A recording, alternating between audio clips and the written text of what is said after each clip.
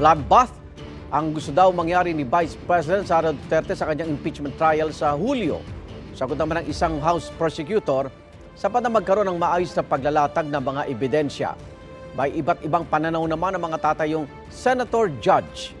May unang balita si Jonathan Andal. Pagkaproklama kay re-election ni Senator Amy Marcos, sinabi niyang hindi muna siya magkokomento sa impeachment ng kaalyado niyang si Vice President Sara Duterte. Hanggang talagang magkaroon ng mga katibayan na makakapagkumbinsi sa atin, hindi naman maaaring magsalita. Pero sa isang pahayag sa social media, sinabi niyang panahon na para ibasura ang impeachment laban sa bise. Sinabi raw kasi ni Navotas Representative Toby Tiangco, campaign manager ng Alyansa para sa Bagong Pilipinas ng administrasyon, na nasuhulan ang ilang kongresista kaya nagpirmahan noon para ma-impeach si Duterte. Handa raw ang kapatid ng Pangulo na dumulog sa Korte Suprema tungkol dito kung may tetestigo. Sa panayam ng DZBB kay Tiangco, sinisi niya ang impeachment kaya natalo ang ilang kandidato ng Alyansa lalo na sa Mindanao.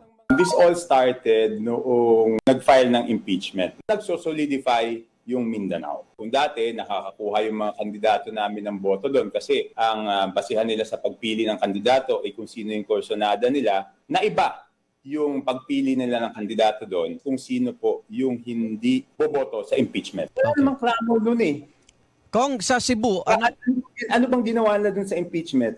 Di ba? Nagsalita na yung mga in-interview na napilitan lang po kami pumirma sa impeachment kasi po iipitin yung pondo namin. So, Itinanggihan ng liderato ng Kamara. No one was coerced, no one was, how do you say it, asked to sign. You know, everybody signed the impeachment based on their own volition. Kinontra rin ni Deputy Majority Leader Judas Sidre si Tiangco. Nanalo nga raw sa eleksyon ang 100 sa 115 district representatives na pumirma sa impeachment, kasama ang 36 sa 44 na kongresistang mula Mindanao.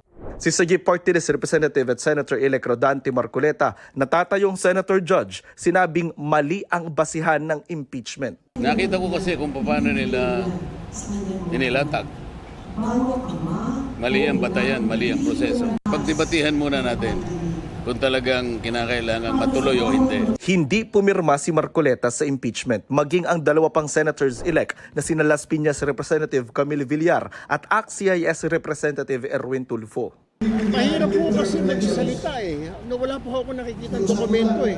I mean, if pipirma, kaya ho talagang hindi ako pumirma. So, this is the time sa Senate na makikita ko pareho, maririnig ko pareho magpe-present ng kanilang mga pieces of evidence. I would advise the prosecution team of the House to really present credible evidence. Ang ibang bagong proklamang senador ayaw muna magkomento sa impeachment. No comment muna po ako dahil magiging impartial po kami kung magkakaroon po ako ng komento ukol dyan. Antayin po natin yung ebidensya. And then hindi ko rin alam kung sigurado yung takbo ng impeachment kung kailan mag-uumpisa, kung ito ay mag-carry over ba or hindi. Pero si Vice President Duterte, sinabi na gusto niyang matuloy ang paglilitis. I truly want a trial because I want a bloodbath talaga. Sagot ng isang kongresistang tatayong prosecutor sa impeachment, hindi kailangan maging bloodbath dahil gusto nating malinaw lang ang pagkakalatag ng ebidensya. 16 na boto ang kailangan para makonvict ang bise, 9 naman para ma-acquit. Base sa komposisyon ngayon ng mga tatayong Senator Judge, 7 na ang markadong kaalyado ng mga Duterte. Obligasyon na lang namin na mailatag ng malinaw ang ebidensya para sakaling ang kanilang konsyensya, mababalansin nila sa kanilang isip na dapat nga ba ma-convict o dapat ma-acquit. Itong unang balita, Jonathan Andal para sa GMA Integrated News.